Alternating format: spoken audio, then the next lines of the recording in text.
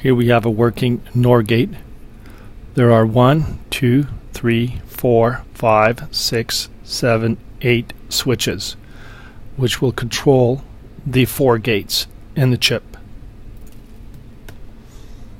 You should be familiar with this now. Here's the red for +5.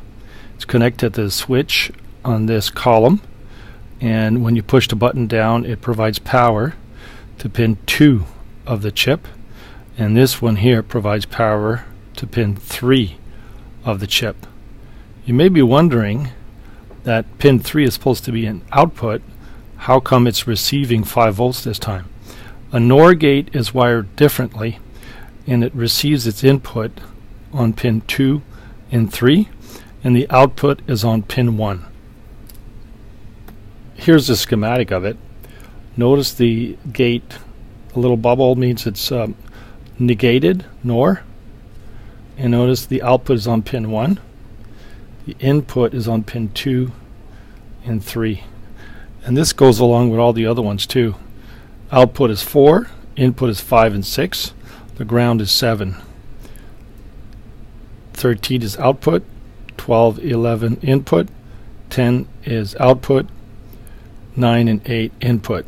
And of course a +5 is on pin 14.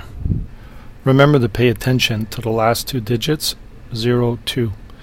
A lot of the chips in class are labeled in bright white with big O2 written on the chip, so it's easier for you to find. Make sure you bridge your railings. This black wire is connected to the blue railing, and it bridges this one, which is also a blue railing. This one is the red wire connected to the red railing, which bridges it to the other red railing, and then provides power to everything connected to that. Perhaps you can guess what value these resistors are. This one has 5, 1, 1. What is your guess? 5 is the first digit, 1 is the second one, and what is 10 to the power of 1? 10.